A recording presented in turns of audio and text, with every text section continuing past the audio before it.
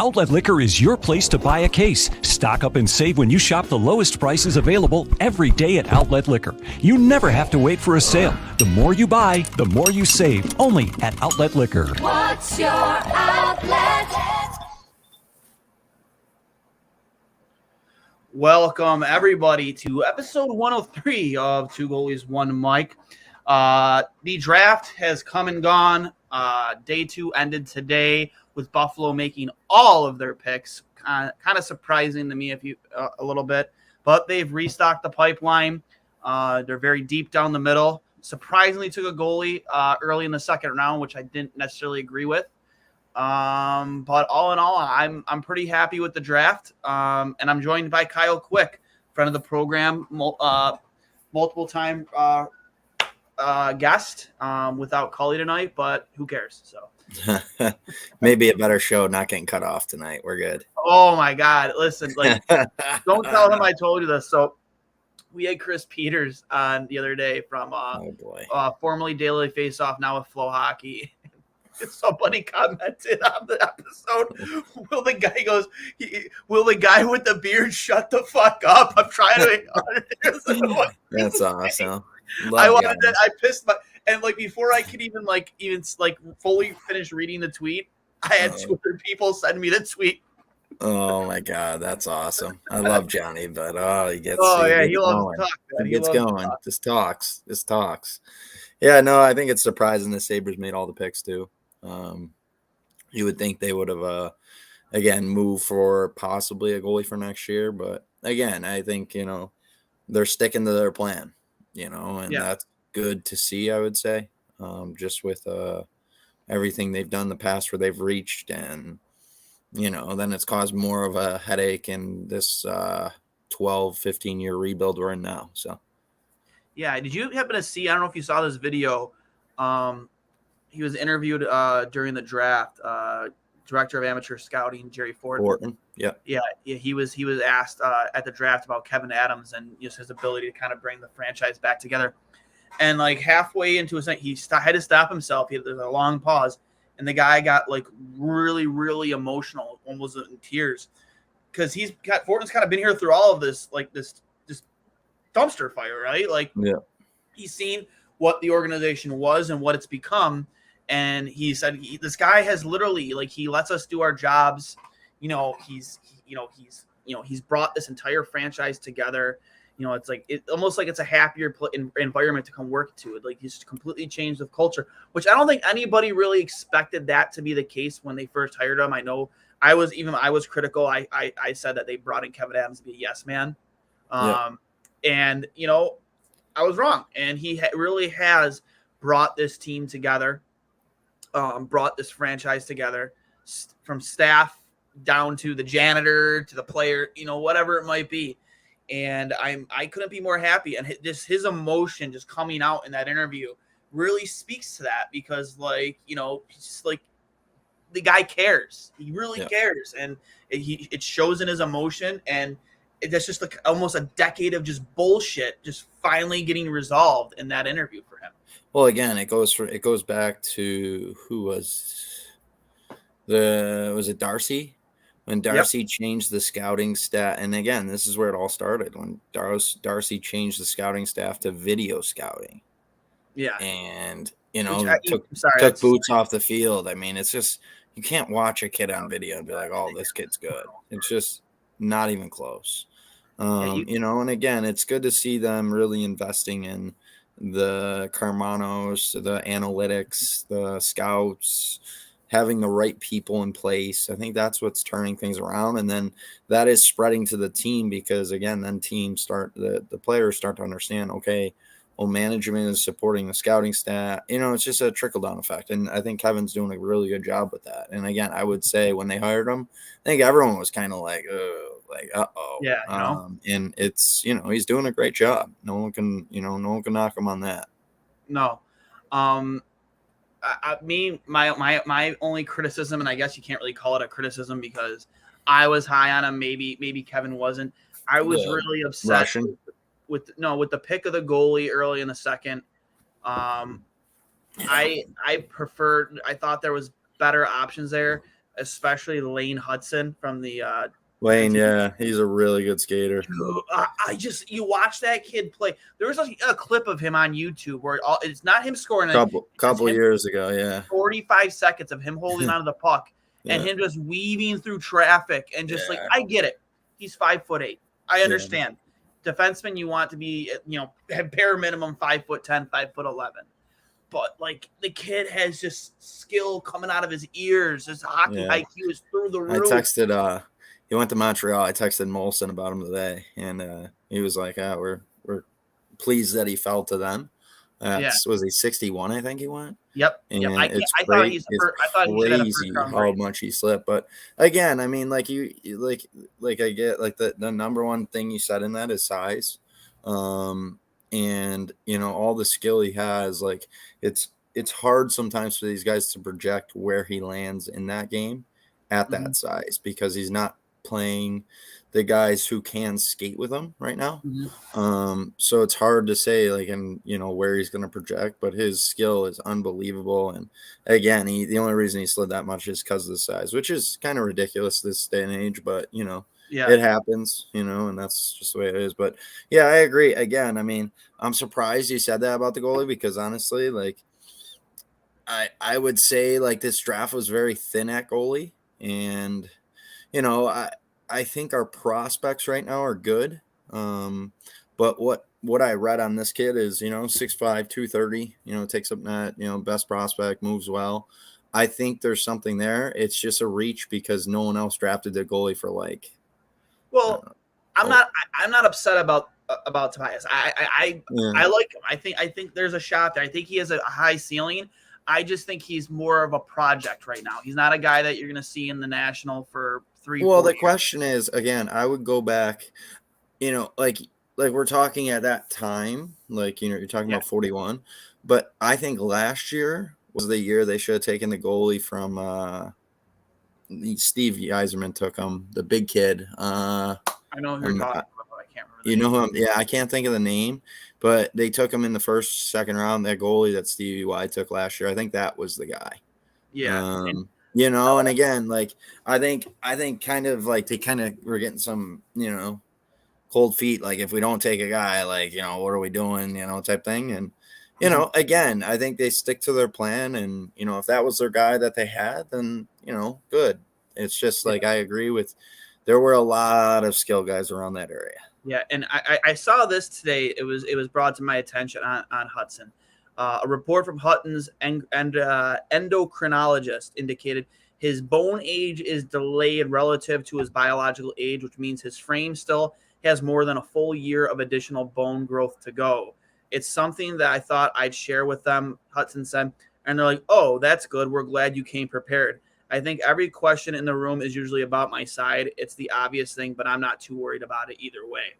So this kid allegedly will grow a little bit more. So what if this kid spouts up 2 more inches and ends up 5'10" by this time next year? A lot of people are like, well, fuck, I wish I would have taken him, at 61 or 60 or 59. Yeah. And for me, like I was salivating at the opportunity of him falling to the second. And I'm like, Kevyn Adams is known to trade up for a player, and I still can't believe he fell that far behind Buffalo at 41. I'm just like, I'm blown away by that. Well, again, it's to what I said though. Like a lot of these guys, scouts and all that, be the best player, but if you're not a certain size, they're told they can't even look at certain kids that aren't a certain size. I mean, honestly, it's crazy. But again, I think you're spot on with that one. I think again, the Sabres, the 1D I really wanted the Sabres to get, Chicago got at 25, Renzel. Yeah. That kid is elite. And if he would have fell to 28, I would have been curious to see if he was, there for them. If that was someone they were going to take, because, I watched him at national camp last year in Buffalo, and he made the Lanka team, and he was out of Minnesota high school, kind of, new on the scene because COVID, and you should have seen how many people were like, holy crap, who is this kid?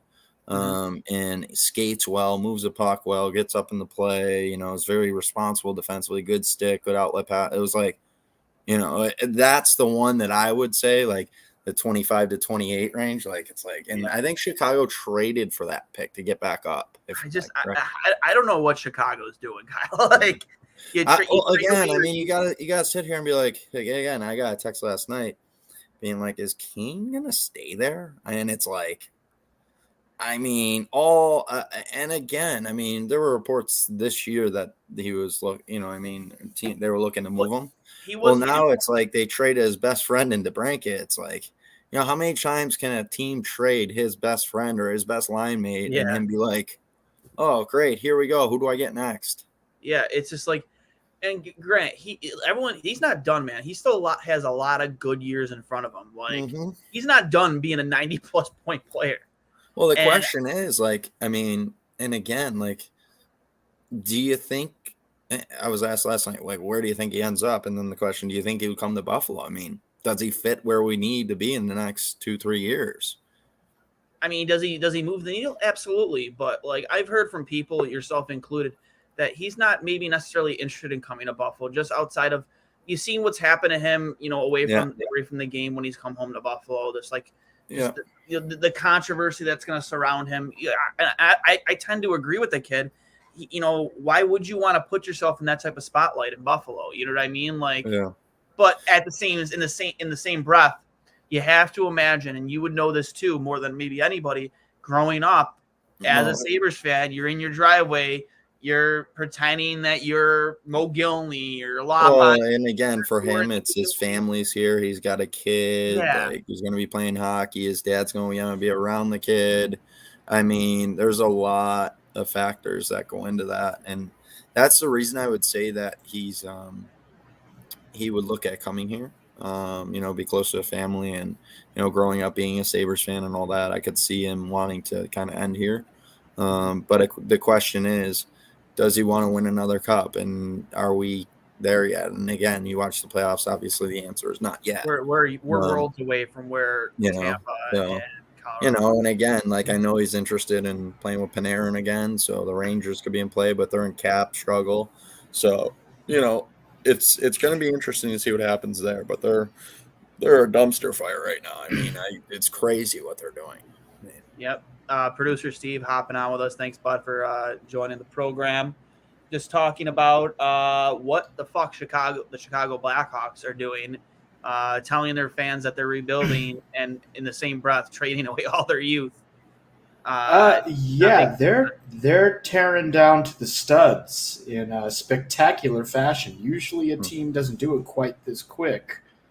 And usually they don't do it with the younger players. Usually you'd imagine like their two older, most valuable assets, and Kane and Taves would probably be the ones saying sayonara. But maybe they did this to more or less force them out the door. Like, if there's literally no youth talent in the active NHL roster anymore because DeBrincat's gone, Doc's gone, you're paying Seth Jones an arm and a leg to play pretty average defense, in my opinion, right now. Like, he's not terrible, but he's definitely not worth the money you're paying for. He's not even close to worth what you're paying for. Like, he's like 2 years ago Jeff Skinner, where it's like, this is $9 million worth of play. Yeah. I'm not so sure about that. But yeah, I mean that would be like the 40 chess mindset that I could think of, that like if you move the only positive pieces you have youth-wise out the door, that makes literally anybody that's an asset say, I want to go. It's like, I'm not sticking around for this. Like, you're not just rebuilding. You're tearing this house down and building a new one. Now, for me too, maybe their mindset is with not trading them first is because maybe they're looking at next year's draft, the Connor Bedard sweepstakes. So in my opinion, that's the better draft, the deeper draft, the more talented draft. And that's maybe where you want to try and stockpile your picks. Maybe that's what they're looking towards. And again, I don't know, man. I just, you lose Hagel at this past season at the deadline. You lose Brinkat, you lose Doc, which in my opinion, I don't understand. Kirby Doc didn't have the season that you would have hoped for, but the guy was hurt quite a bit. And he's a third overall pick. I mean, you don't give up on a third overall pick that quick. I mean, look at Sam Bennett. Sam Bennett, I believe, was the 3rd overall pick. Look how long it took him to get his motor going. He found a new team down in Florida, and he's thriving, absolutely thriving down there.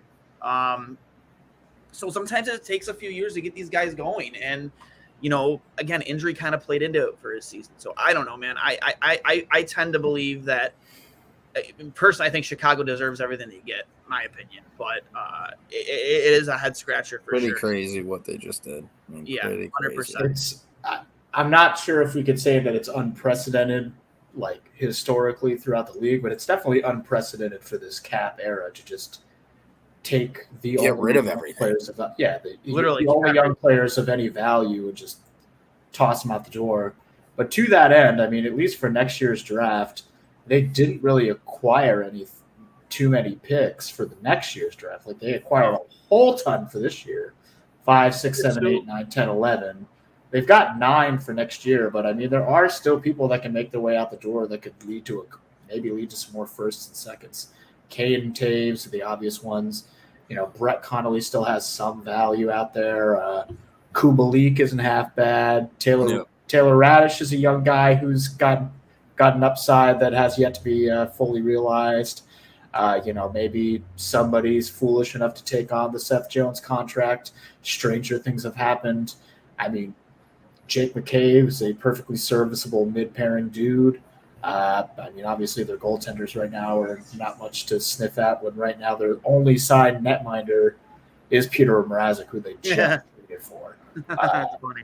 And the only other 2 dudes in the pipeline are Lankinen and Colin Dahlia. So, I mean, they could potentially translate those into more picks in next year's infinitely more deep draft. But, yeah, it's truly wild. And my dad has been a Blackhawks fan his whole life. He's at a loss. He's just, who do I even watch next year? Before we get to the recap of the Sabres draft, just thoughts on Shane Wright dropping to 4. Now, not that it was unheard of that it could happen. It was definitely a possibility. A lot of people actually had Logan Cooley at the top of their draft boards, which I was one of those guys too. I'm a huge Logan Cooley guy. I think Arizona made out like bandits this draft, getting both him and Cutter, 2 kids that really carried that U.S. development program the past couple of years. Great draft by Arizona, and surprisingly enough, Logan even said after going 3rd, like, this is where I actually wanted to go. Like, I don't know. I don't know if wants to play in a college arena. Yeah, I think again with the Shane Wright thing, and someone said that he was quoted, and this is before the draft, that he earned the right to go number 1. Obviously, it sounds like, I'm not gonna say it, but it sounds like he's got that Jack Eichel mindset, which isn't gonna build a locker room. So I bet that was found out, and people started digging and probably found some things they didn't like. Possibly, yeah. And again, because you see these kids come up, and I was talking to someone about it. My boss from St. Louis called today, and he's like, what's going on? Like, why are there so many Euros being taken? What in the first round? I think, what do you say, 17? I'm not sure if that is, I don't know if that's the right number, but said 17. And again, me thinking about it, to be honest with you, coaching these age groups over the last 5 years, the mindset and the entitlement factor of these kids is a big factor. And I feel like these Euros, they put their nose to the stone and they grind. I mean, there's it's tough life over there. It's not like we have it here. And I think that's a big factor in what we're going to see in the next, I would say the next couple years of the draft, not just this year, because the entitlement of these age groups coming through from North America is not good. With the social media and everyone pumping their tires that they're the best thing. And it's not good because these kids are not working hard. When you have a fall off, I would say, and again, it's not like Wright had a bad year, but when you have a fall off, something tells me you didn't put the work in the summer to maintain what you were.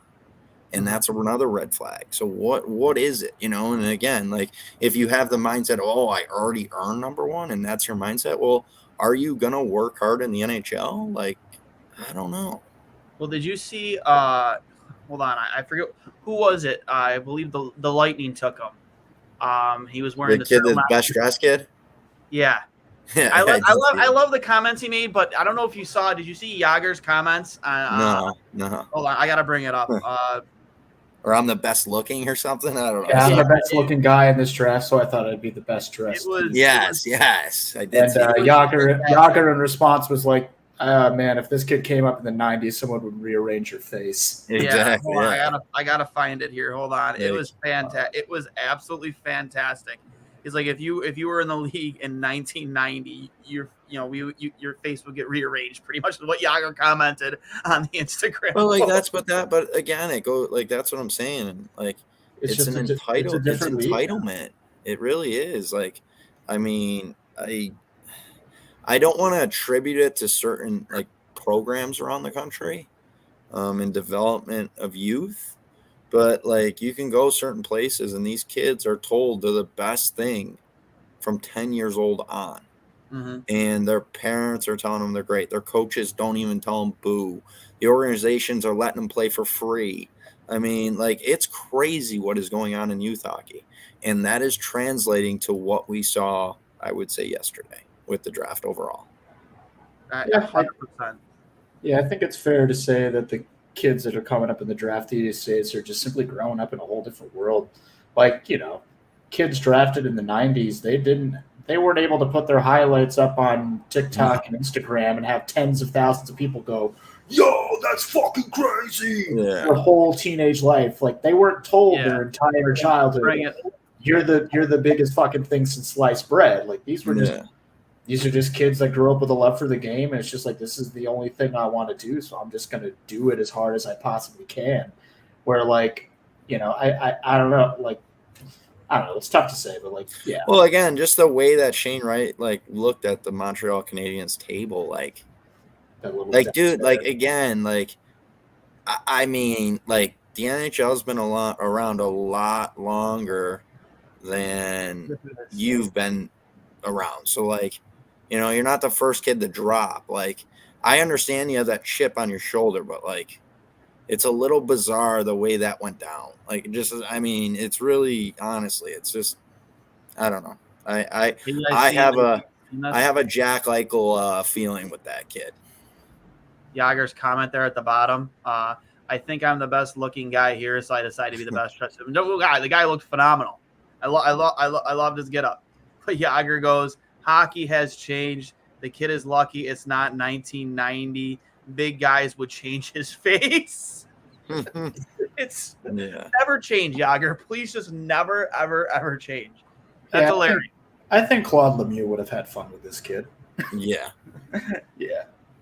But best dressed, huh, man? That's pretty cute. Yeah. I was rocking a turtleneck like when you were just a thought in your dad's brain. Oh, man. I mean, even now, Shane Wright still isn't even – I would make the argument that Shane Wright still isn't even the best prospect on his new team. Like, Matty Beniers, Jesus fucking Christ, that kid's a stud and a half. Mm-hmm. We all just saw the year that he had at Michigan. It's like – so, like, I hope in his development there's something where he is humbled and, like, he gets onto a team where they don't think he's the best thing since sliced bread. And maybe he has to play on the second line instead of the first line. Maybe – hopefully a coach makes him fucking earn it. Maybe a coach feels the same way you do. That just like, yeah, you're fourth overall. That's great and all, but like every other guy on this squad has earned their fucking spot. You're going to do the same thing. You're not special just because you went on the stage in Montreal. But I mean, if it were me personally, I'd rather live in Seattle than Montreal. But I also don't want to learn French. So yeah. Yeah, I just I think I'll like it there. I'd like Seattle, that's for sure. Yeah, I think that, again, entitled, but now, hopefully he does play with a chip on the shoulder and, he translates that into success. Yeah, translates that into success. Speak English, man. One thing before we hop on, one of the Buffalo kids got drafted, Joey Muldowney, 5th round to the San Jose Sharks. Yeah, I heard played that. for Nichols. played 5 years at the Regals, 16U for the Sabres and Nichols this year. Again, the kid, I'll tell you guys, like, talk about a kid who's earned it, was never on the best team, was always undersized, works out like a madman. I mean, rips the puck. I think he had 50 plus tucks this year. You know, decided to stay at Nichols, get his diploma this year instead of going to the USHL. You know, slow his development time, handle the puck, develop the right way, and gets drafted and rewarded. I mean, talk about like a really good Buffalo story. Like, that kid has earned that, and it's, you know, it's amazing to see. You know, those are the kids you want in hockey. Like, he's someone that's gonna, you know, do well because he just does it the right way. Agreed. So. And, you know, again, coming out of that Regals program, especially since you've kind of taken things over, you guys have produced quite a few, you know, future NHL hockey players. You know, Ritz Cohen, you know, there's a lot of high hopes for both of them. Yeah. And you've mentioned them to others too before on the show. Yeah. But yeah, and then we had Jack Hughes. I mean, not one of your kids. We had Jack Hughes on the podcast this past week. Went to LA. He went to LA. 51st. Yeah. Yep, and couldn't be happier for me. He's a good spot up there, and, you know, not a bad idea, not a bad living in LA. You know, like, good for him. No, but he's going to play this year at Northeastern, and, you know, hopefully try and get them back in the conversation, playing the Bean Pop. Hopefully have a good year there. But to get right into the Sabres draft, Matthew Savoy was a kid that was on a lot of people's boards for the Sabres to go at 9. And I when I watched a little bit more of him going into day one, kind of like doing my homework a little bit, he reminds me a lot of Danny Briere. He compared himself to Braden Point. He thinks he plays that type of style of hockey. But before his time, you know, Braden Point was Danny Briere. And those are the vibes I got from watching him. Just his intensity, his vision, that finishing ability, the shot, the way he skates, screams Danny Briere. Yeah. Yeah, I think, like, again, he jumped to the USHL last year when Canada had the COVID lockdown, played for Dubuque, and just lit it up. And again, he obviously had a good year in the dub this year as well. But, you know, again, for a kid as an 04 to put up those numbers last year in the USHL, I mean, is pretty outstanding. And he is, I mean, again, gets to the tough areas, does the right things. I mean, plays this the right way. And, again, really good player. I'm very happy with that pick. That was a really good pick from the Sabres. Yep. Looking here at his Elite Prospects page this past year with the Winnipeg Ice, 90 points in 65 games. Again, phenomenal first year with second year with Winnipeg. Played 22 games the year before. But like you said, in the USHL as an 04, 38 points in 34 games. Good playoff performer too this year with Winnipeg as well, 12 points in 10 games. But again, man, just like I love that they went center for the first 3 picks. Again, I was upset again, as I mentioned before, with the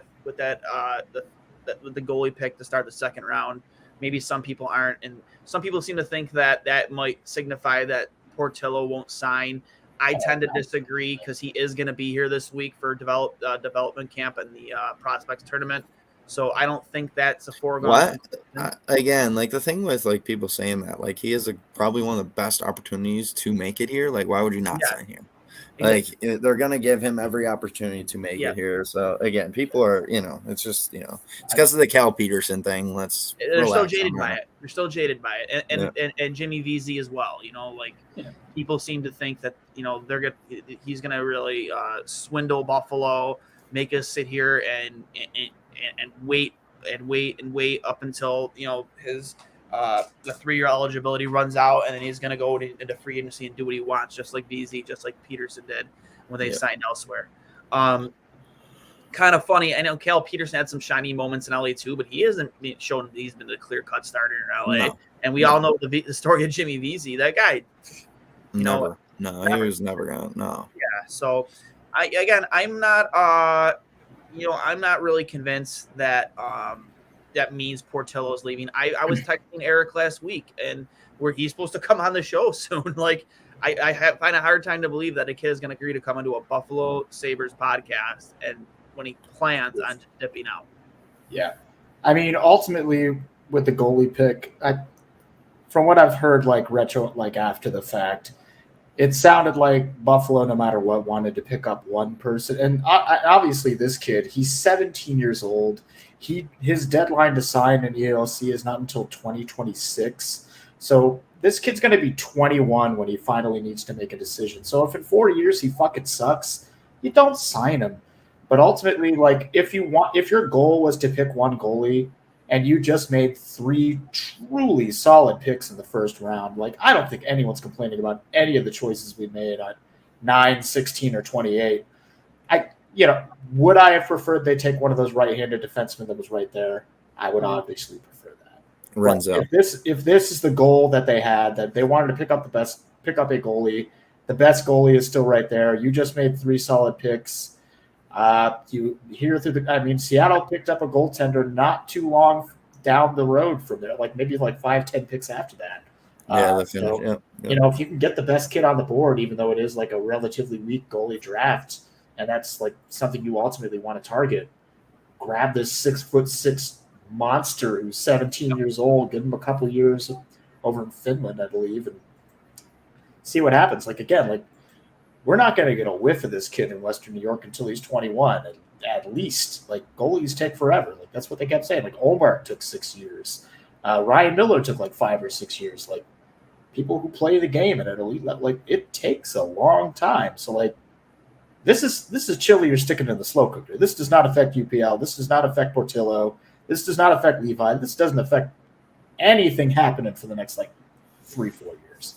Yeah. So I would have liked one of those nice RD picks that were still readily available. That would have been nice, but ultimately you can't say woulda, coulda, shoulda.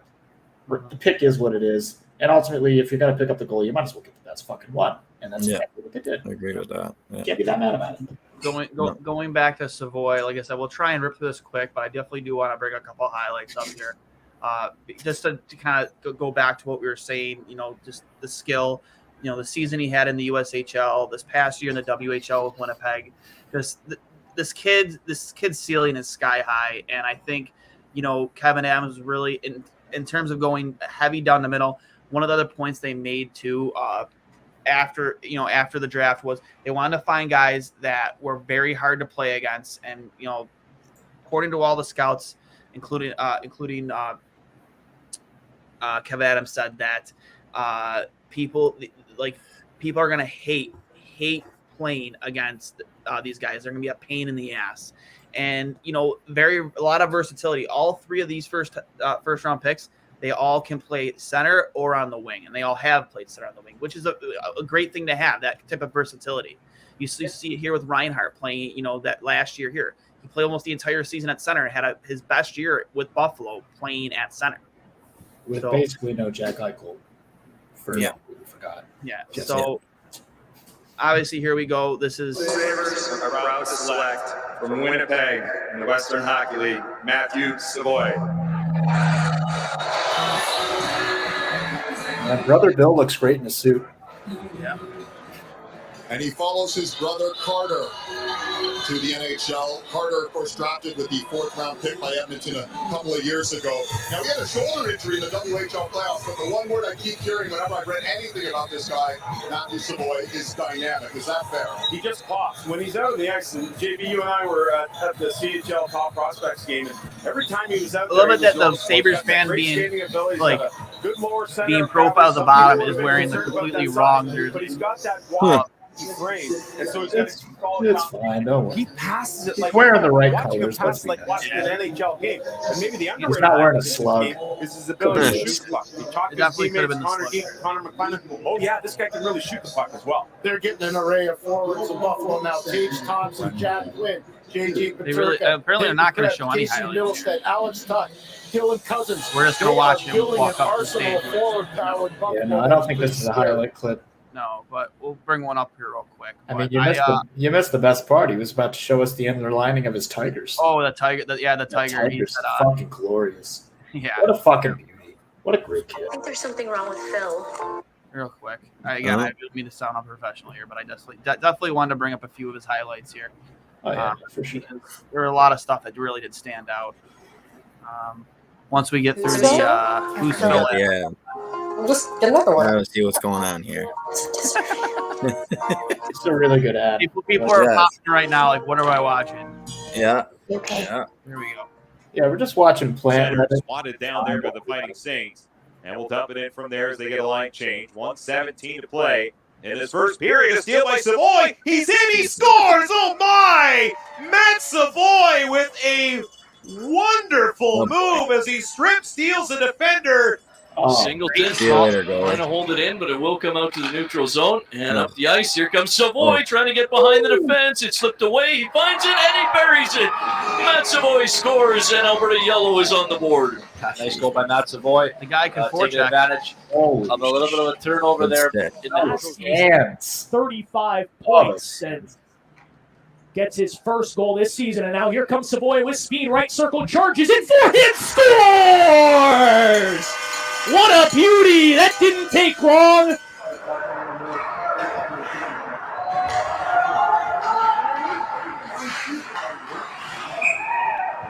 That doesn't happen here today. Are the Fighting Saints who are off to a good start. Here comes Kirk through center with Savoy. Finds Savoy. Right circle, walking and shooting. Scores! The last one we'll watch here. Starting to get the vibe. He likes to beat you in close. Yeah. He really likes just riding up that right side. He can just find that hole. Not bad. Kid can thread the needle. Good for him.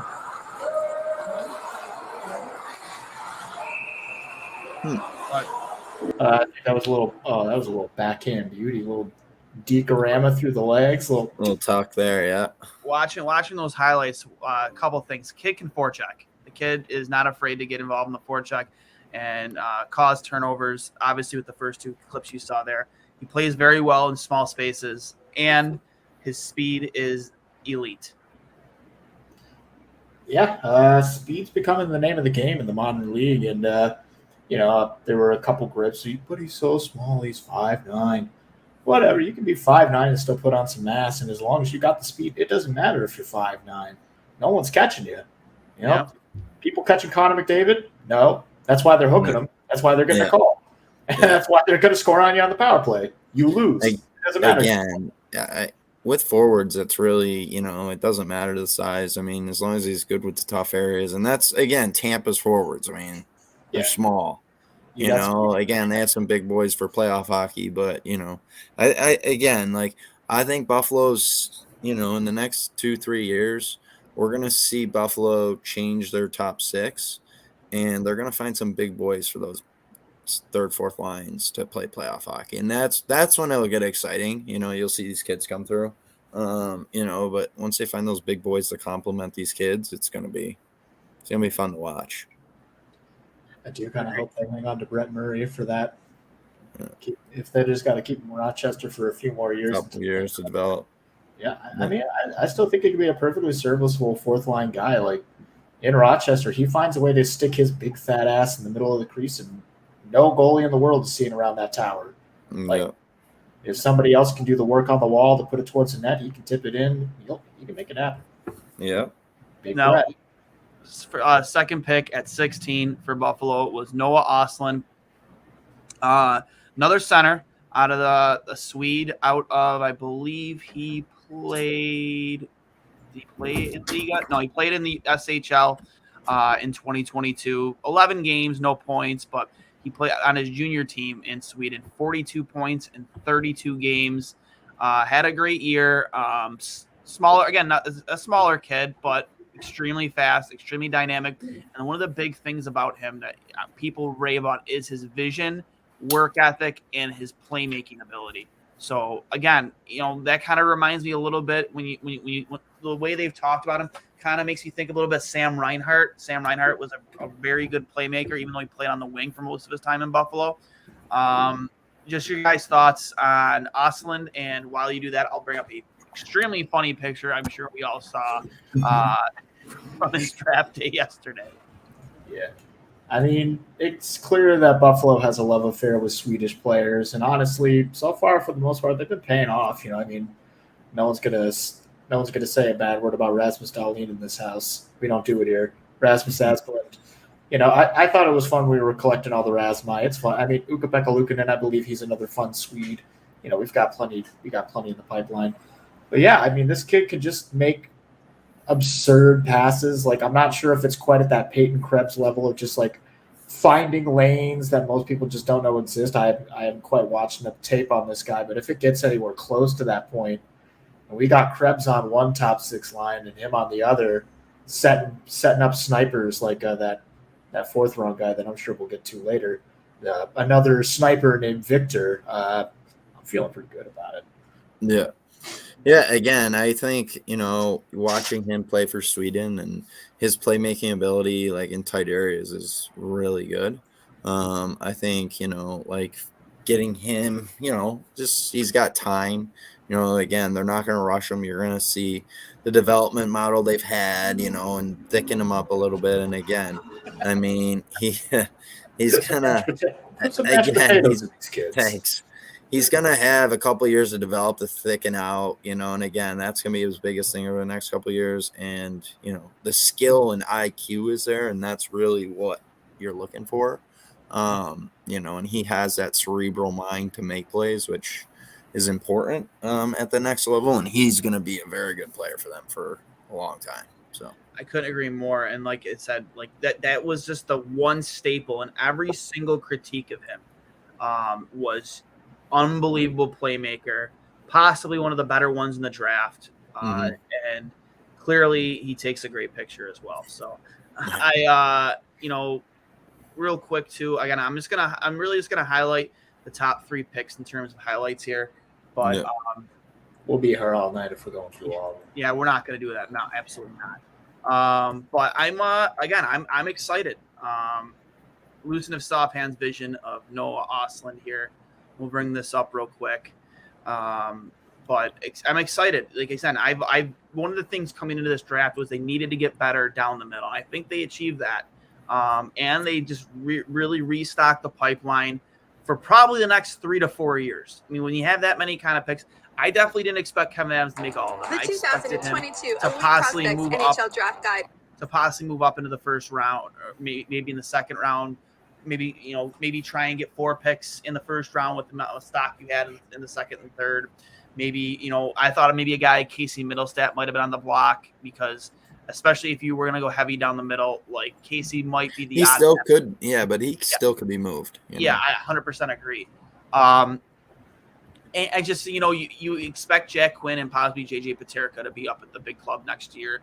So they really need to restock Rochester, and, I think they did a good job of that, a very good job of that in this draft. So real quick here, we'll bring his, one of his player profiles up. Couldn't be more excited with it is over 1,200 pages, jam-packed with insight.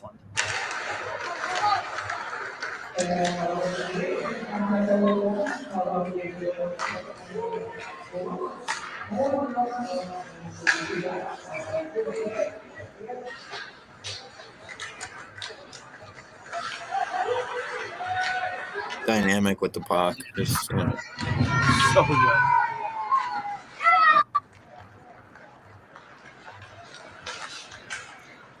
We just weave through traffic. Yeah, just he's not afraid to go into those tough areas at all. Again, I mean, at the end of the day, that he's got his skill make. He's got skill. He's got playmaking ability. He can make plays on his own. I don't like the Michigan attempt, but Yeah. We had a kid. We had a kid a couple weeks ago try the Michigan on me in a game. We were getting blown out, man. Like, we were playing against a bunch of like kids fresh out of college, 19, 20 years old. We're a bunch of old men, dude. We're just there to have a good time. We're getting blown up at like 8 in the third period, and the kid tries the Michigan, and he skates by me after he failed. It's like, you try that again, man, I'm gonna knock your head off your shoulders. Like, that's absolutely not. Yeah. The disrespect. Like, just stop. As you can see here, man.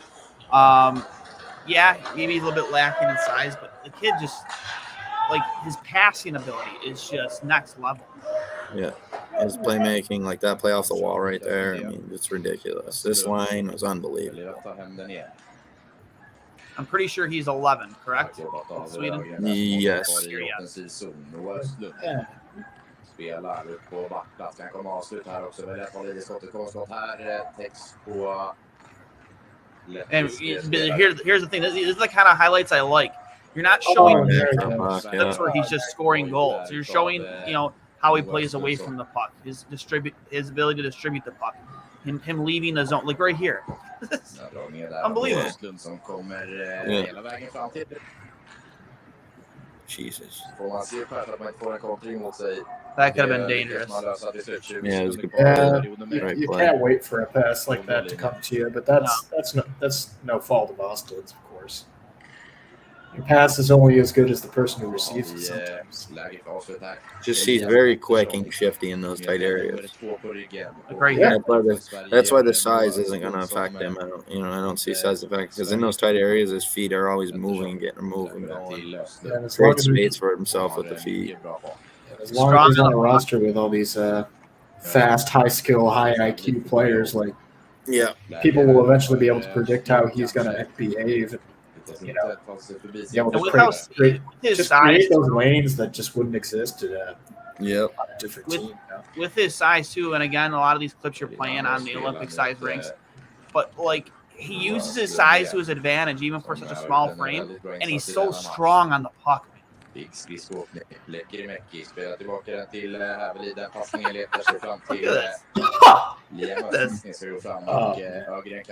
we're not seeing him score goals here, but just look. Yeah, I mean that's not everyone's job is to score goals. But if he's gonna feed like Jeff Skinner or Tage Thompson with a pass like that, or a Tage Thompson Jeff Skinner type, who's just gonna rip it. That's what you need. Yep. Yeah, but again, I love everything we're seeing out of Ostlund there. Again, strong on the puck, very shifty, and like you said, Kyle, his size is not going to affect him even at the NHL level. Just his IQ, his ability to find space, work in small areas, and use his size to his advantage. The elusiveness when he weaves through traffic, it was fun to watch those couple minutes there. So.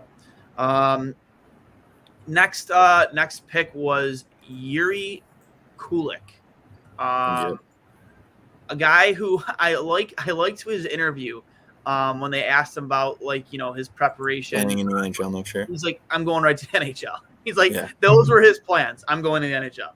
Yeah. He's like, and I think it was Paul Hamilton might have said something to him. He's like, well, what if you don't? And he's like, I got no plans. I plan on being in the NHL next year. I mean, likelihood of that happening. Maybe not so much, but you got to love the confidence, right? I mean, if he wants to come to Rochester at the age of 18, I'm okay with that. Yeah. But played for Chechnya this past season. And let's see here. I mean, he played, all the different teams he played for between international and junior. With Energy Karlovy Vary for Chechnya, his team name. 14 points in 49 games. But I said this too while we were covering the draft. It's like, I understand that sometimes these numbers aren't eye-popping, but you also have to realize they're playing in a men's league over there a lot of the time. Men. Yeah, they're playing men. Like in the SHL with some of these Swedes. Like they're not playing with kids their own age all the time. They're playing with men. I don't know.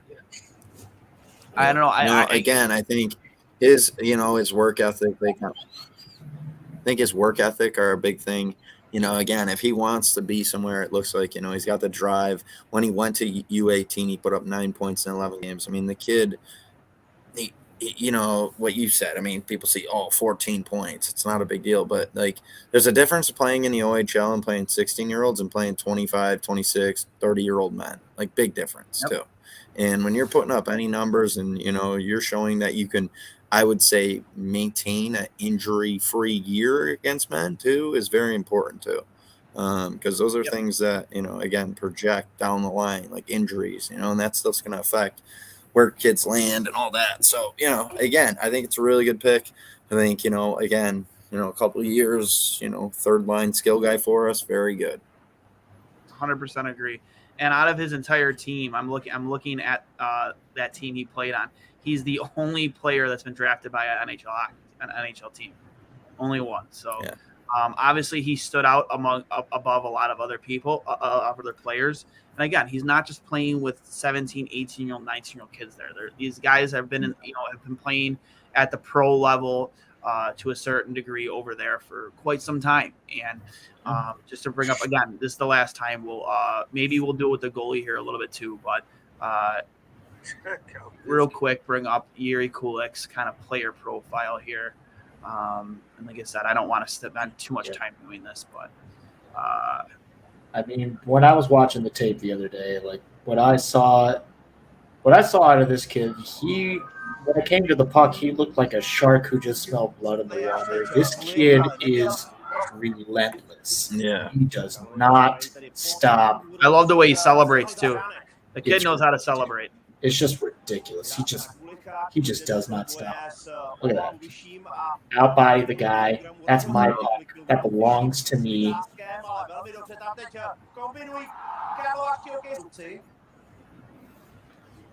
Doesn't give up on the to me, he strikes me as like an incredibly aggressive. I'm liking these defensive zone highlights because you show the compete, the battle down low at the center. That's what wins right there. Yep. Yeah, that's what I'm saying. He's playing the right way, and he goes. Yeah, I mean, I think this kid's game is more 200 foot than just purely offensive. But I mean, again, he just seems like a more ruthless, vicious athlete. He's just not going to give up on it. He's going to grind it out, but he's going to grind it out with such a skill set that he's going to win the battle. He doesn't need to be the biggest, strongest, toughest dude to be an effective wall battling, forward checking or back checking guy. Uses tools. But these are the types of plays that are what got him drafted, right? This is his ability to play in his own end, be responsible, and you look at the size of these players out here. None of them are very, very small, like we saw with Austin. These guys are men out here. Yeah, I mean, of the first round picks, this kid's the biggest one. He's 5'11". Yep. He's not a huge dude, but I mean, Rasmus Asplund, he went in the second round. So kids that play that style of game, that full 200-foot game, responsible hockey. Those kids that are just going to put it all on the line to win the contest. You need to prioritize it. They did. I want to see him. If this kid wants to be confident enough to say, I'm just playing in the NHL next year, if he proves himself at prospect camp and he really wants to uproot his life and come to Rochester, I say give him a fucking spot. Buy the kid a plane ticket. Let's go. Yeah, and especially I believe he's Czech, but a lot of these Russian players, a lot of teams were hesitant to pick Russians because of kind of the political climate in the world right now. And obviously we've seen what happened most recently. The illegal ID thing that Yep. Sorokin was allegedly might have been involved. Was it Sorokin? Who was it involved? Kaprizov, the kid from Minnesota. Kaprizov, yeah. Kirill the Thrill was allegedly involved with distributing illegal IDs or something. Probably to bypass that whole military. What was the service, military service that you have in Russia? It's just a different dude. That whole the whole Russian culture, man. The way everything's run over there, it's just I would never ever want to live over there, man. I feel like you're just walking on glass everywhere you go. But yeah, we'll cut this short here. But again, obviously, you're not going to see a lot of scoring highlights from Yuri. But again, that's not why they picked him. They saw, as you mentioned there in the beginning, Kyle, his ability in his own end, his defensive play, his defensive prowess. He's a good 200-foot player. And it's just been, he's like Kevin said, a pain in the ass to play against. Yep. So, One of the last players we'll profile specifically because Kyle, I know you got to get out of here in about 10 minutes. Yeah. I got an early golf game myself in Batavia at Terry Hills. Oh yeah, 5:48 tee time. I didn't even realize they started that early. Is the sun up? Huh? Is the sun up at that time? I don't even know. I don't even know. I don't like. It's close. That's close. It's up around it's close, man. Yeah, so, like right around there. I mean, on the first hole, you know, I don't know if you're seeing the goddamn ball. You might want to bring a flashlight back. Yeah, seriously. Like, I couldn't believe it when I booked at 5:48. I was like, I didn't think they booked them that early in the summer. You got a headlamp, you know? Yeah, like, use a bright ball, right? Are you going golfing or are you going on the ball? Like, here, pull out the iPhone and the iPhone flashlight. Get eyes on the ball. But early in their early pick at 41, Buffalo takes Tobias Lionen, goaltender out of Liga. Projected the best goalie in the draft, top goaltender in Europe. Again, I don't hate the goaltender. I just didn't like where they took him. And I get it. You know, people are going to call it a reach, like you said, Kyle, because nobody else was taking goalies up until that point. But again, I mean, he's young, playing over in Finnish league, and that's a great league over in Liga. He didn't have eye-popping numbers to me, below 900 save percentage this season. Well, I mean, actually, no. And with 21 games in his junior team, his U20 team, he had a 916 save percentage. So, I mean, he posted a 9-10 record there. I mean, again, we weren't watching. We don't know how good his team was, but his numbers the past 2 years, you know, they're all over the place, man. You have, you know, in a couple games here, he's posting a 502, and then he's posting a 228 goals against, and then a 315, then a 261, then a 251. Kind of all over the place. So that's why I kind of said he seems more of like a project to me. The kid that has a high ceiling, 6'5", great athletic ability, but he's going to need a lot of work to get to where they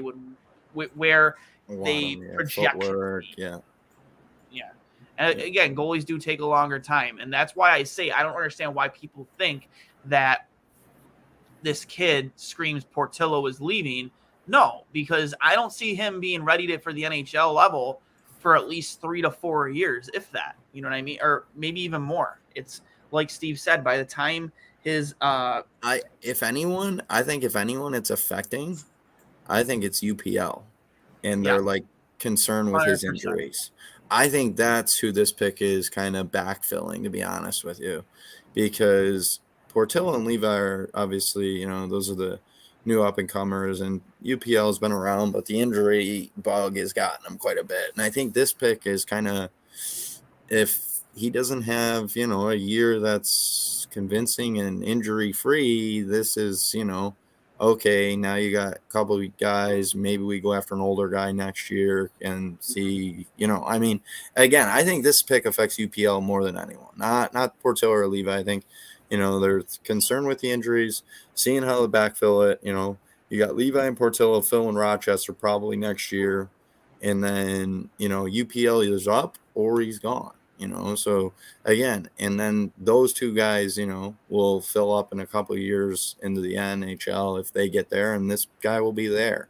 I mean, it's such a long path for goalies, and UPL has been on the track for probably, what is it, 5 years now in the AA? I think it's about 3 or 4, but still, before he even touched the AHL, the kid already had double hip surgery. Yeah, he's yet to really play an entire season. And when he has played, like, again, I understand Rochester was an absolute shit show defensively this past season, so you can't really put anything on the goaltender. But he's not. It's not like he's posting like jaw-dropping numbers. You know what I mean? Like, you know, he played well in junior to get himself to being drafted by Buffalo, but there's zero consistency there from UPL, and the injuries are what to me stick out the most. Yeah, But again, I think this kid's that kind of like next prospect up for a UPL fill. Like, because if it doesn't go well, that's what we're going to be talking about in the next, you know, 3-4 years. Because Levi and Portillo already have I would say, clout per se with Buffalo fans. And this kid's going to be that next fill of, if those guys don't pan out, here's your next guy. So again, I don't mind the pick, I think, you know, but it's obviously a long path, but I think it's a pretty good pick, to be honest with you. With, you're going to take the best goalie in the draft, take him, and, see what happens. What's driving me nuts right now is I'm trying to find anything from this. There's not much. You're not going to find it. You're not going to find it. You know what I mean? Yeah. Like, the best stuff I can find is from 2 years ago, so I'll bring it up. But like, we're talking 2 years ago. You know, I mean, what does that tell you? Like, I love the size of the frame. The kid has athletic ability, but as I stated in the beginning, I was more of a guy. I was more with Lane Hudson still sitting on the board at 41. I was just like, how do you pass up on an opportunity, even at 5'8", like a kid that would make your power play so much more dynamic? It would be like almost having a fourth forward out there. Yeah. So for me, that was the biggest, the kind of the bummer for me. I'm gonna see if I can find anything relatively recent for Tobias. Well, again, but and I'm gonna have to jump off here in a couple minutes. But you're talking about Lane Hudson, and then you read the write up on the Lindgren kid. Yep. Again, like some people had him as the best skater in the draft. So, like, I get what you're saying on the Lane Hudson one, but again, skating is everything for a D, and if this Lindgren kid is the best skater in the draft, then we got something. I'm thrilled with the Lindgren pick. Thrilled with it. Yeah, I think that's a really good pick. I really, again, for them not picking D then taking him, it's like, okay, we're good. Good pick. Yep. So that's following up after that pick would be Viktor Nuchev. I'm gonna let Steve try and pronounce that. 3rd round, 74th overall, out of Russia, 18-year-old, standing at the biggest player they've taken to this point outside of Tobias, who is 6'5" goaltender, at 6'2" left winger, playing out of Russia in the MHL last season, 40 goals and 67 points, with Avto Yekaterinburg. Yeah, that's definitely not right, but I'm not going to try it. Yeah, there you go. You're better. He's Viktor Nuchev. Agreed. Kid's a fucking sniper. Some of his highlights, the kid has a major league shot, Kyle. Yeah. Again, scoring 40 goals in any league is impressive. Like, and again, you could knock the red off a clown's nose. It's rough. It's crazy. Yeah, and he's shown consistency too, going back to 2019 with his U16 Russian team, 29 points in 34 games, 35 points the following season in 34 games. And then, he had a down year, if you want to call it, his first year in the M, 29 points in 43 games. And then again, he really broke out this season at 18, 67 points in 61 games. Again, a kid that, again, might be a little bit, a few years down the road, let him develop. But again, I love that pick, especially again with the culture and the climate with what's going on with Russian players right now. Maybe he fell there for a reason. Maybe teams were a little hesitant to take him. But I'm excited for that pick. I think that in terms of after our first two, I think he's one of the more exciting ones to me. Yeah. So yeah. Again, pure goal scorers. You don't find them, and he's definitely one. Again, the Russian descent is probably the question mark why he fell. Yep. But again, you don't find pure goal scorers. They're hard to find, and this kid is one. Again, their comparison was the Ovechkin, like in that area, cocking for a shot, and I'll take that on our team. We've never had that. Thompson kind of did it this year a little bit whenever he had that shot, but again, Ovechkin is, comparison to Ovechkin in that area is impressive. I don't care who it is. It's really impressive. So, Mats Lindgren follows up in the 4th round, pick number 106 overall. 17, drafted as a 17-year-old out of British North Vancouver, British Columbia, 6 foot defenseman, just under 180 pounds. Kyle, you mentioned best skater in the draft. Or allegedly the best skater in the draft, defensively. Yeah. Kamloops Blazers this past season, 44 points in 68 games. That's great for a defenseman. But I think the WHL had a great draft this year, too. A lot of players drafted out of the WHL this year. Big jump from his previous production the previous season with Kamloops and the USPHL, where he only had 10 and 11 points. So, really came into his own this past season with Kamloops. And, again, a very offensively gifted defenseman. Some of the stuff that I did watch on him, he loves to engage offensively, good first pass out of the zone. And like you said, unreal skating ability. Definitely excited to see what that can bring over the next couple of years, whether he stays in the WHL, goes up to Rochester. Again, I'm not too familiar with how all that stuff works, but one of the critiques was offensively, this kid can move the puck out of the zone. He sets up his transitional dekes well with his head, shoulder fakes, and can carve into the space provided. That was by the Elite Prospects 2022 draft guide. And he definitely went higher than a lot. Actually, no, he fell compared to where he fell a lot. I'm surprised. I'm surprised. So, Kyle, we will let you get out of here. I got to run, but appreciate it, guys. Again, I thought overall the Sabres, really good draft, stuck to their, formula of what they've been doing.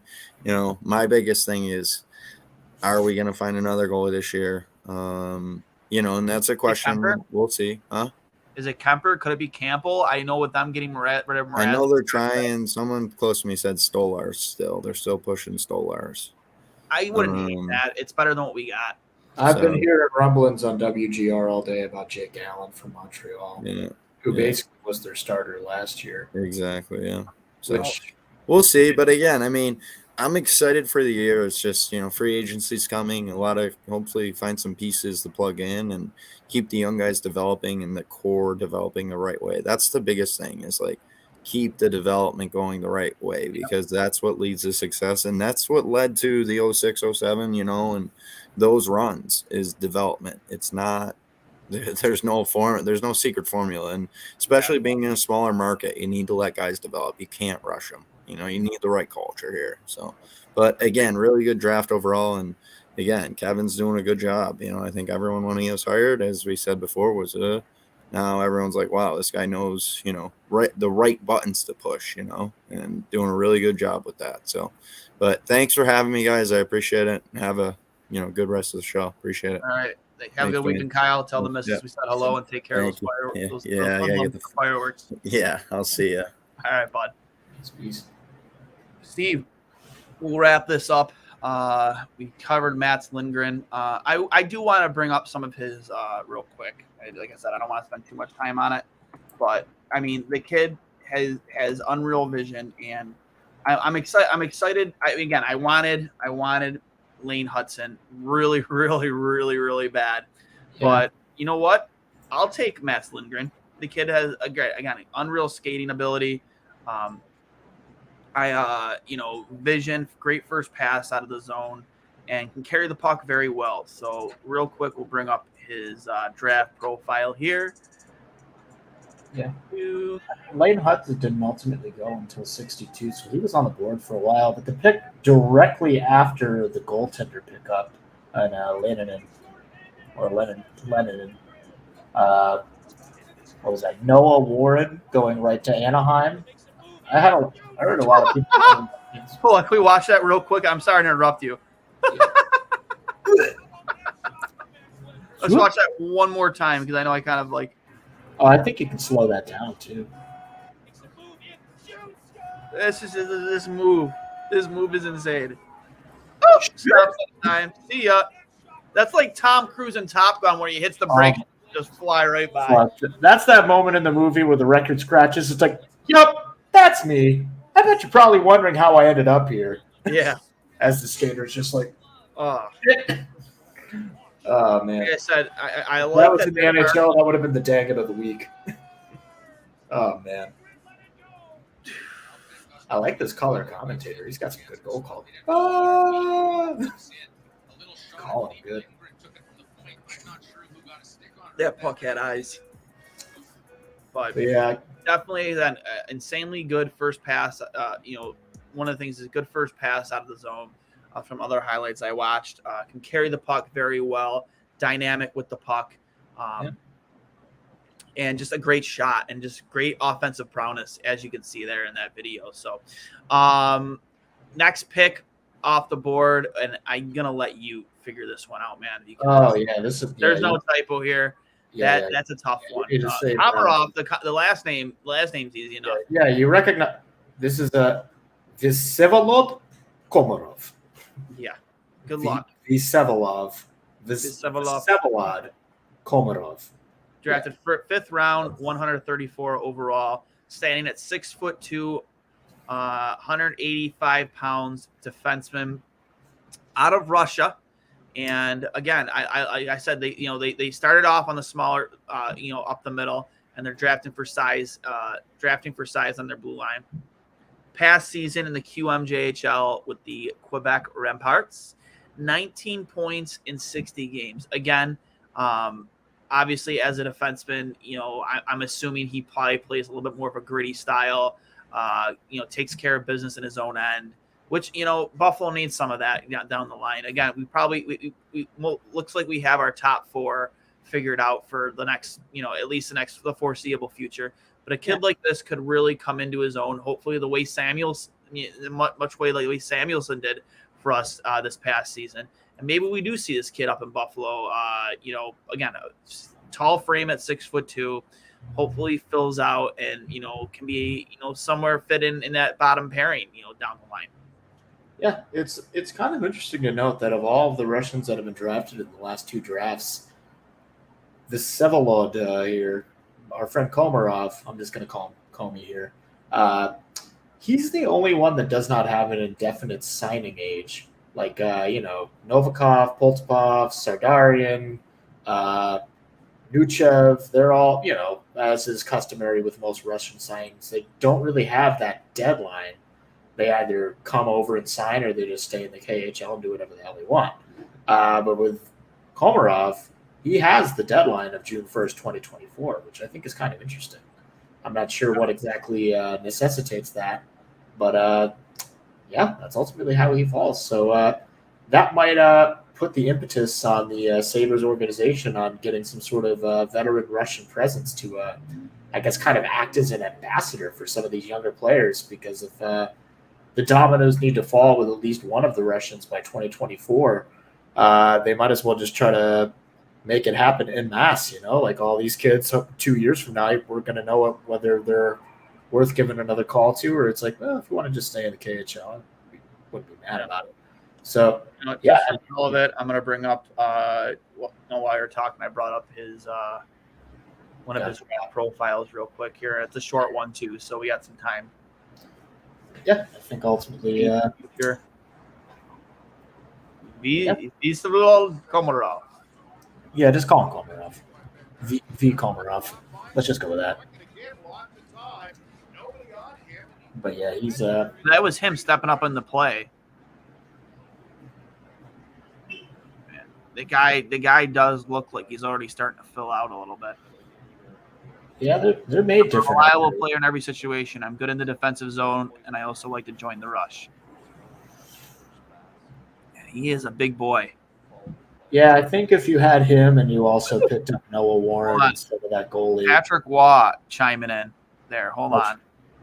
Yeah, let's hear what he's got to say. He's got great moves. I mean, has a really nice. He's very poised with the puck. Has a really nice first pass. We'll follow the play and we'll jump in the play. And he's got great moves. I mean, he's in great hands. I like to compare myself to Cale Makar. I hope so, kid. And he goes and he scores from one end to the other, and then. How are you going to see a Cale Makar highlight in somebody else's draft? Being drafted would be great because I want to keep working hard no matter the situation. I mean, for those just listening and not watching, obviously on YouTube, which I don't know why you wouldn't be watching on YouTube. The kid has such a large frame, and one thing that sticks out, again, you're just watching highlights, is that he loves to join the rush. And with that size, have fun stopping him. Have fun getting in his way because he's just going to skate up through you. Yeah, you can hear the RJ call in your head as he comes down the ice. Are you listening, Karuba? He's just, Lumberger! He's just gonna fucking run over everybody. Well, yeah, I'm looking forward to the mass exodus from Russia to Western New York for this whole recent draft class here. Like those 3 kids from last year. I want to say it's Sardarian, who's actually already stateside. If I'm not mistaken, he's the one. I'm gonna double check that before I say. Yeah, he's with the Youngstown Phantoms. He's here in the States, and that was last season. So he's already here. Of course, we saw what was it, Novikov or no? It was no. Fuck. God, they all have basically the same fucking name. It's so hard to keep track. God, which one was he? Oh my god. God, which one of? He had his picture. He had that great fucking shirt on. Oh my god. He was. I think. Oh yeah, Kisakov. Duh. Yep, Kisakov. In round 6, Buffalo went with the 107th overall pick. They went with a 17-year-old kid from Jacksonville, Florida. Not notably known for producing hockey players in Jacksonville, but right wing standing at 6'1", we have Jake Richard. Last season in the USHL for the Muskegon Lumberjacks, 48 points in 56 games. A little bit more of a playmaker. I'm trying to find some of the critique here on him. When you get to these guys a little bit later in the round, it comes a little bit harder to find, some like critiques of them and whatnot. But you take a right winger, a little bit bigger in size at 6'1". Again, when you get to this point, sometimes in the draft, you're drafting almost like best available, right? Sometimes, and but it seems to me that Kevin Adams and the staff, their scouting staff, kind of had a plan in place, and I feel like that's not maybe not the situation here in Buffalo, because they kind of made comments that every guy was drafted to fill a role because of certain roles that they play and certain attributes. So maybe not so much they were drafting for, at best available, but I like this kid a little bit. 172 pounds, 6'1", a right winger, again, out of Jacksonville, Florida. Played in the USHL, again, still very young, hasn't hit 18 yet, and a lot of room to grow there. And, again, I'm not sure where he's committed to playing next season, if it will be in the USHL again. Kind of trying to look here. I'm not seeing anything here, but excited for this kid. Again, any kid taken before the age of 18, I'm pretty pumped for. He was ranked number 111th by McKean's Hockey, and that's really the only ranking I hear of on the Elite Prospects page. But taken, again, falling to 170 at Buffalo, kind of seems like a good grab. Yeah. He's it's tough to assess some of the players in the lower drafts because ultimately they're just not getting the face time that like your first round guys are ultimately going to get. There's just not as much tape on these kids. But yeah, it seems like the game plan here is more of a forwards first mindset. Yeah, they've got. They had a good balance of it in this draft. It's like we're going to have a good combination of both playmakers and finishers because we can't just have one and not the other. I think right now we have, at least in the current roster, we might have a few more playmakers than we do finishers, and I think maybe one extra finisher might be, very welcome in the forward core. And I think if, Jack Quinn or JJ Paterka reach even like 50% of their potential from what they were achieving in even a third of what they were doing in Rochester over here in Buffalo. I think that's some of the finishing power that you're looking for right there, an immediate impact from some of these young players that might get their first full season look. And we got, again, little short highlight reel here that was uploaded 6 hours ago. Playing for a team here called the Florida Alliance. I'm assuming this might be some type of showcase. Ooh, nice there. Again, uses his size well. Ooh, Ooh. Stayed with it, got the rebound. Nice. I like to see that. Again, for those not watching, again, don't know why you're not watching. Stayed with the play and wrapped it around. Nice little wraparound goal. Didn't give up on the play. Very, very nice. Again, I like that little gesture of the goalie coming all the way out of his crease to join the high five. Look at that. Like how strong he is in the puck. Again, doesn't give up on the play. Goes to the net. There he goes again. Going to the net. You love to see it. Is this all in the same game? I think it might be. Yeah, it looks like they're playing the same team the whole time. I think he got the hat trick. There it is. I'm assuming that was him, correct? Oh, that went in. That went in. Yeah, I think that's why he's celebrating so much. I think he got the hat trick in that game there. Good for him. I just want to watch that first goal again real quick. Again, sticks with the play. He goes to send the puck out front. For those not watching, goes to send the puck out front. Gets picked off, but the puck comes right back to him. Sticks with it. Uses his speed around the net and his size and frame and wraps it around on a very confused goaltender for the goal. And then again, you said it looks like he had a hat trick in this game. And then again, right here, comes goal number 2. Used his size, weaves through traffic, holds onto the puck, throws it to the net. Doesn't give up on the play, goes to the net, and there he is for his second tuck of the game. Yeah, finds the loose change from the point. Boom. Point beats him. Hammers it home for the Hattie. It's like, yeah, I did it. I did it. Boys. You'll love to see that kind of passion. Yeah, 100%. But Jake Richard in the 6th round, followed up by one of my favorite first names of the draft, Gustav Karlsson, out of Sweden. All right. Again, another center at 6'1", 165 pounds, shoots left-handed of Orebro, Sweden. In this past season, again, he bounced between his junior teams and in the SHL, where he played 2 games, didn't record any points, but with his junior national team, is J20 National, 48 points in 41 games. Again, just a kid with a little bit of a bigger frame, 6'1", down the middle. And I'm here trying to find where he was ranked. Ranked number 97 by Elite Prospects. Our buddy Cam Robinson over there might have took part in that ranking. Ranked 238 by FC Hockey. Ranked 59 by NHL Central Scouting for European skaters. Ranked 162 by Recruit Scouting. And then, let me see here, 105 by the Puck Authority. So a little bit all over the board there, but it kind of seems that we might have got a steal here at 187.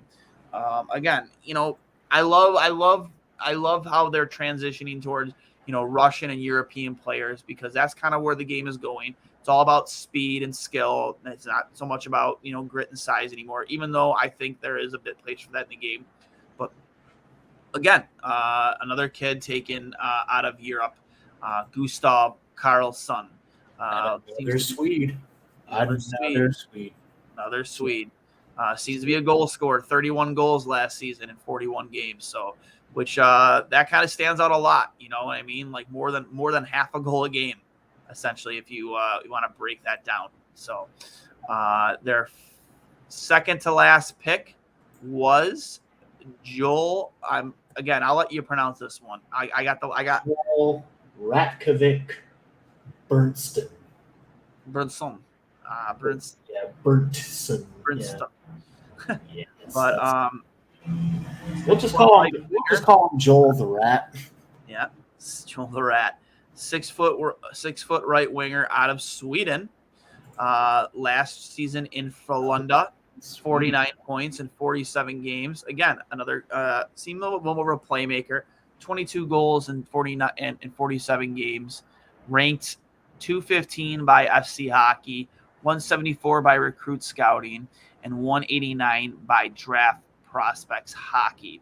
Again, probably fell right around. It kind of seems probably the closest out of all the players we picked to right around where their ranking was. So, yeah. Again, not much known about him. Again, they're not really giving you too much in terms of critique here. But let's see what we can find on the good old YouTube. Since I think we've kind of moved along this pretty quick, right, Steve? Yeah. Yeah. So. Yeah, and I think obviously some of these kids, their evaluations were affected by those COVID short seasons without fans. I guess YouTube's got nothing for us. They got nothing for us. I'm sure. Give it a day or two, kids. Somebody will kick up something on the internet there. Just give it time. Yeah. But we will go to the final pick of the draft for Buffalo. Another Linus. Another Linus. Stroden.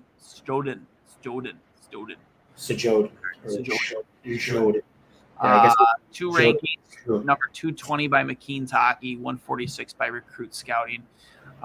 Playing out of Rugul BK in the SHL. I'm assuming that's where he's committed to playing next season. But this past season for his junior team out of Rugul and in the SHL had 11 points in 49 games. Again, in the SHL, you're a kid playing with men in those leagues. So again, those aren't eye-popping numbers, but at the same time, in the same breath, like he's not necessarily playing against other 17, 18, 19-year-old kids. He's playing with much older, much more experienced players in these leagues. From the Elite Prospects Draft Guide in 2021, I'm guessing this means he was eligible for in 2021 as well. I'm assuming. Let me see here. Actually, no, he was eligible. No, he was eligible last season too. He's 19 years old. Stroden's handling skills keep you watching. Not only does he possess the hand speed, they are lightning quick, and I just dropped. Okay, sorry about that, guys. My screen just went blank. Not only does he possess the hand speed, they are lightning quick and the creativity, but he prepares his moves well. Stroden brings the puck at his hip as defenders rush him and waits for the precise moment where they commit to a poke check, to toe drag, or use his skate blade to bounce the puck around them. Again, that was from the Elite Prospects 2021 Draft Guide. Now, let's see if we can end it on a high note here. Maybe YouTube can help us out. Let's see what they have for us. Well, if they were trying to evaluate him the year before, then yeah, they might actually have some tape on him. Agreed. It's possible. But yeah, I mean, you had another Swede, and strong with 2 Swedes in the 7th. Why the heck not? I like the idea of Joel the Rat. I like Jordan. It's gonna be fun. Yeah. I mean, ultimately, with those later picks, you never really know what's going to shake out. Sometimes this is the first and last time you ever hear those names when it comes to these organizations. And, I mean, that's the great part of actually taking the time to develop these kids. Take your time to see if they can actually become something. And then, if they don't, it wasn't a detriment to your National Hockey League team. But if they do, great. You just got another tool in the tool chest that some other team doesn't have. Yeah. You could either leverage for something you need or. I don't want to see any interviews here. Here we go. Let's get to the good stuff. It's not like we can understand that anyway. Man kör med CCM nu så man är inte riktigt van att operera, men det tycker jag blir lösningen ganska bra. Det kommer väl bli bättre på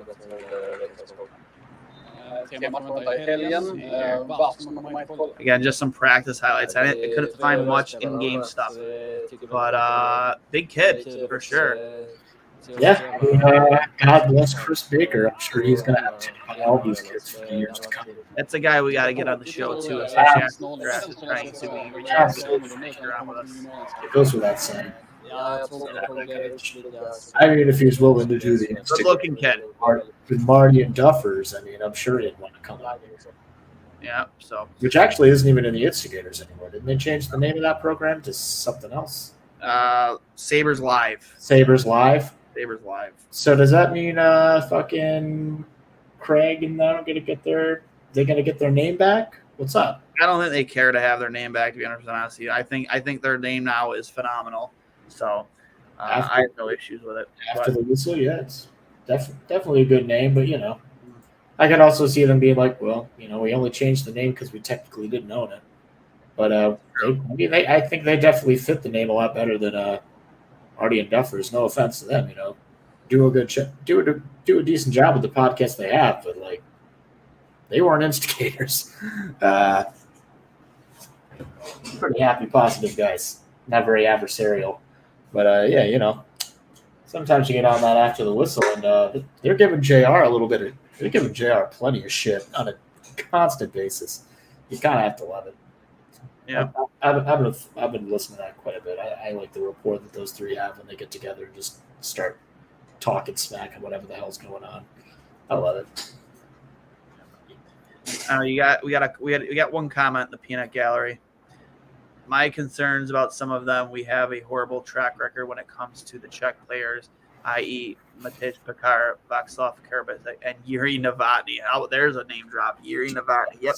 Former first-round pick, Yuri Novotny. Again, it's hit and miss sometimes, but again, I have faith in this scouting staff. They seem to have done a very, very good job. And I'll even give some credit to going back to Jason Botterill too. Jason Botterill did make some good draft picks at his time with Buffalo. So, the last two regimes, at least from scouting perspective, you can't be too upset with some of the players taken. And going back to this last draft, the last two drafts, go look at guys like J.J. Paterka, Jack Quinn really came on. Again, those are early picks. Acquiring Devin Levi in the Sam Reinhart trade, obviously he was a big reason, a big part of that trade.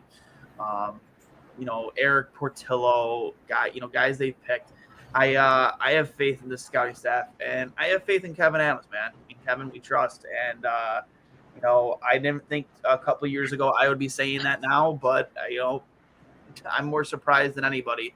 I have my full faith is in Kevin Adams right now.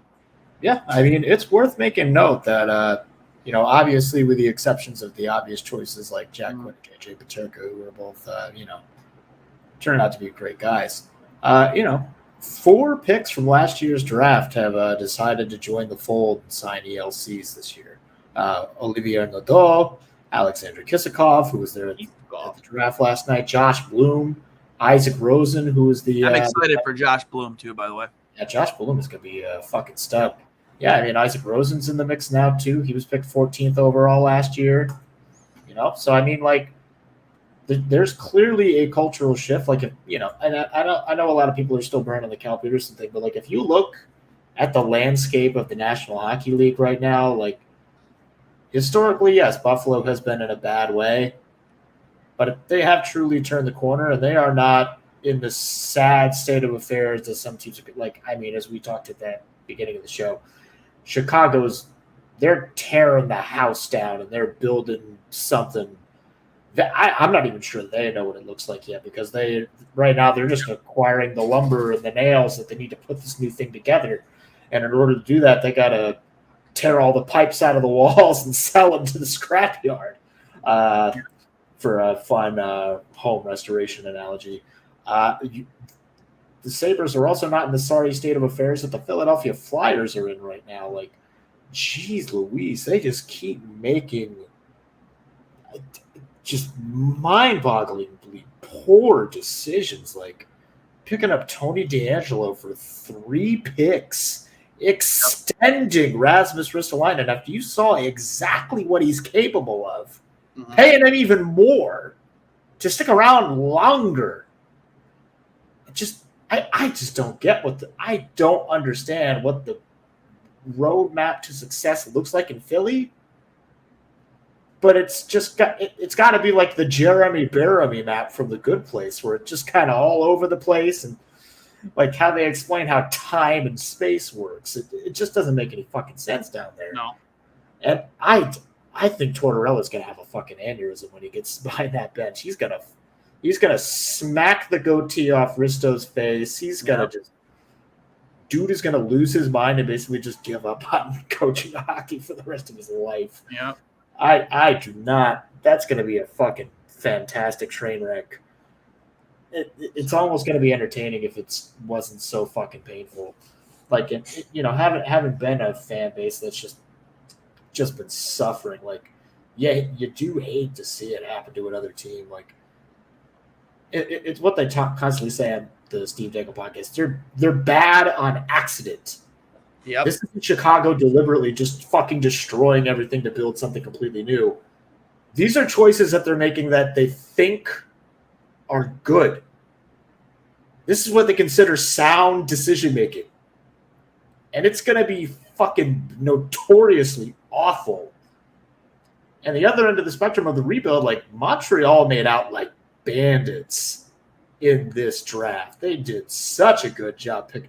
Like, yeah, you can question whether or not they should have picked Shane Wright at the first start, but like every other pick beyond that point, they were just scooping up gem after gem. They were just scooping up great. Like, they got your boy Hudson. They got the guy that you wanted real bad. Yep. Second I round. wanted real bad.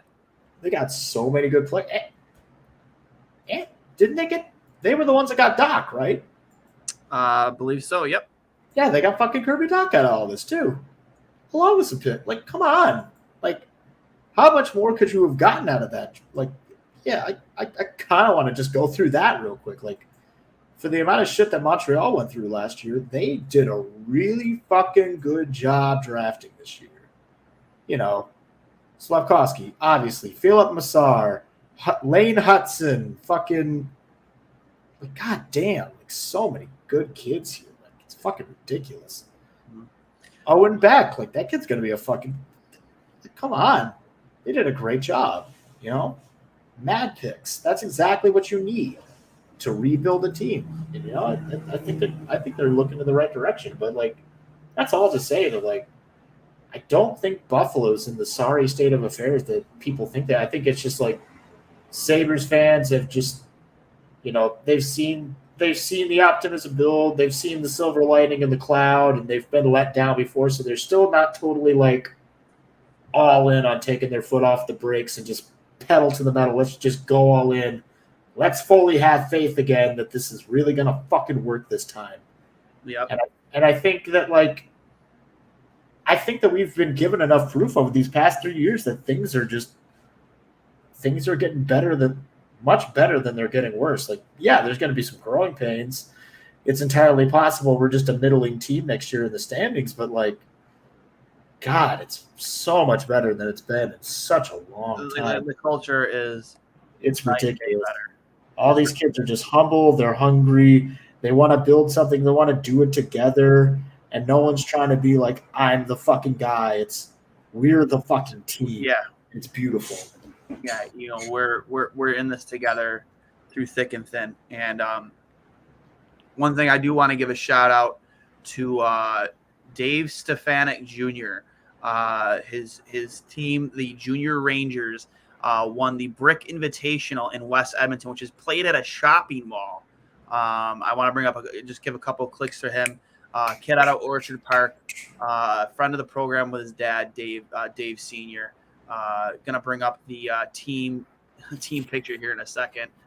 You love it. And the trophy is absolutely beautiful, man. Trophy is absolutely gorgeous. As a kid, you dream of winning trophies like this. So I'm gonna bring that up real quick here before we head out.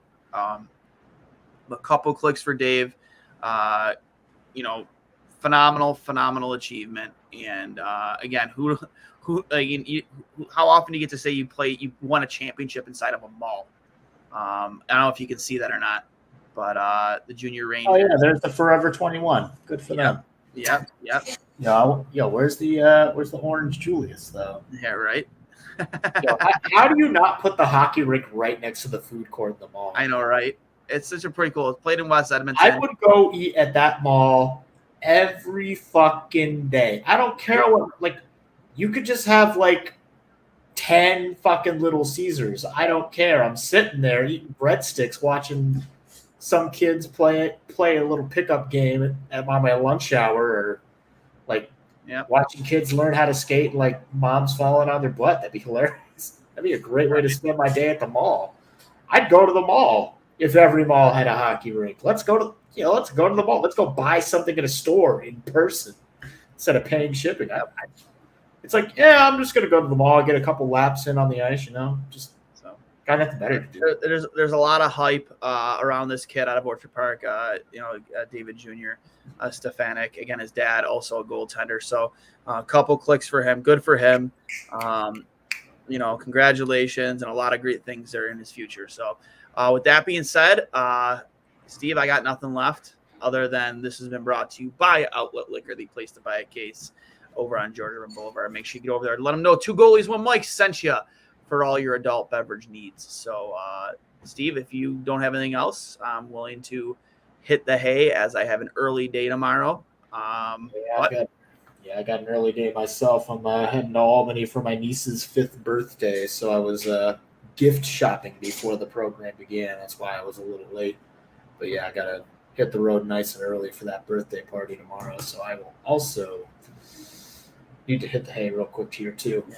But bring a flashlight. You're going to need it on that first hole there.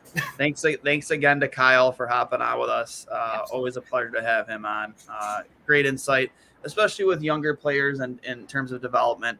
You're not going to find a better hockey mind in Western New York probably than Kyle Quick. So thanks again to Kyle. Steve, always a pleasure. This has been episode 103 of 2 Goalies, 1 Mike. Probably take a little break for a week. I will be in Albany next week. Oh, actually, real quick, I do want to mention Sabres development camp schedule has been announced next week. It will be kicking it off on Wednesday, July 13th. They'll have on-ice sessions, 2 of them, one starting at 2:30 and the second starting at 4. Thursday, session 1, 9:30 in the morning. The second one starting at 11. And then Friday, July 15th, I should be home from Albany for that one at 9:15 and at 10:45. Hopefully we'll be able to get some FaceTime with both the future goalies of the Buffalo franchise in both Eric Portillo and Devin Levi. So super excited to be a part of that. I would say this is probably the most hype we've had for a development camp probably since Eichel's draft year. When they filled the arena. Oh man. All this stuff is happening to Mom at work. Farts. Yeah, hey buddy, at least you're in the state. At least you're in the city. I won't be. I'll be in Albany. So I'm still gonna be stuck at my dumb office. I can't just duck out and do this. I wish I could though. That'd be awesome. Yeah, but hopefully maybe I can connect with Devin. I know he gets in on the 10th. Maybe I'll be able to connect with him on Sunday, get some wings. I have some hash of goat swag to get him for coming on the show. So you taking them to Elmo's or Duff's? We'll figure it out, bud. We'll figure it out. But listen, been a pleasure, Steve. This has been episode 103 of 2 Goalies, 1 Mike signing off. We will talk to you next week. Peace.